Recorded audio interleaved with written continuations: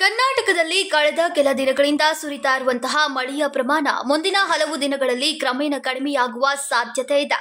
ಆದರೆ ಇನ್ನೂ ಕೆಲ ಜಿಲ್ಲೆಗಳಲ್ಲಿ ಭಾರಿ ಮಳೆಯಾಗುವ ಸಾಧ್ಯತೆ ಇದೆ ಅಂತ ಹವಾಮಾನ ಇಲಾಖೆ ಎಚ್ಚರಿಕೆ ನೀಡಿದೆ.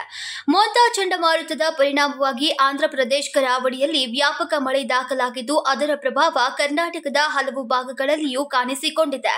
ಹವಾಮಾನ ಇಲಾಖೆಯ ಪ್ರಕಾರ ಇಂದಿನಿಂದ ಮುಂದಿನ 5 ದಿನಗಳು ಅಂದ್ರೆ ನವೆಂಬರ್ 3ರವರೆಗೆ ರಾಜ್ಯದ ಹಲವೆಡೆ ಸಾಧಾರಣದಿಂದ ಭಾರಿ ಮಳೆಯಾಗುವ ಸಾಧ್ಯತೆ ಇದೆ.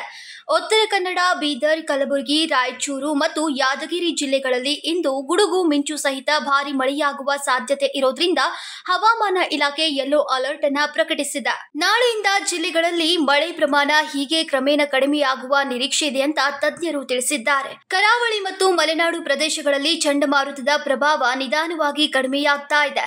ಶಿವಮೊಗ್ಗ, ಹಾಸನ್, ಕೊಡಗು ಜಿಲ್ಲೆಗಳಲ್ಲಿ ಹಗುರದಿಂದ ಮಧ್ಯಮ ಮಟ್ಟದ ಮಳೆಯ ನಿರೀಕ್ಷಿಸಲಾಗಿದೆ.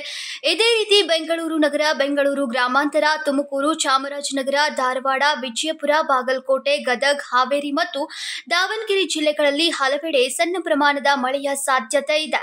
ರಾಜ್ಯದಲ್ಲಿ ಮಳೆಯ ಪ್ರಮಾಣ ಕಡಿಮೆಯಾಗ್ತಾ ಇದ್ದಂತೆ ಬಿಸಿಲಿನ ತಾಪಮಾನ ಏರಿಕೆಯಾಗುವಂತಹ ಸಾಧ್ಯತೆ ಇದೆ. ಒಳನಾಡಿನ ಬಹುತೇಕ ಜಿಲ್ಲೆಗಳಲ್ಲಿ, ವಿಶೇಷವಾಗಿ ಉತ್ತರ ಕರ್ನಾಟಕ ಭಾಗದಲ್ಲಿ ಬಿಸಿಲಿನ ವಾತಾವರಣ ಹೆಚ್ಚಾಗಬಹುದು. ಬೆಂಗಳೂರು ನಗರದಲ್ಲಿ ಗರಿಷ್ಠ ತಾಪಮಾನ 30 ಡಿಗ್ರಿ ಸೆಲ್ಸಿಯಸ್ ಹಾಗೂ ಕನಿಷ್ಠ ತಾಪಮಾನ 22 ಡಿಗ್ರಿ ಸೆಲ್ಸಿಯಸ್ ದಾಖಲಾಗುವ ನಿರೀಕ್ಷೆ ಇದೆ.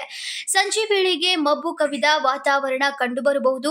ಆದರೆ ಯಾವುದೇ ಗಂಭೀರ ಹವಾಮಾನ ಬದಲಾವಣೆ ಸಂಭವಿಸುವಂತಹ ಲಕ್ಷಣಗಳು ಇಲ್ಲ ಅಂತ ಹವಾಮಾನ ಇಲಾಖೆ ಸ್ಪಷ್ಟಪಡಿಸಿದೆ.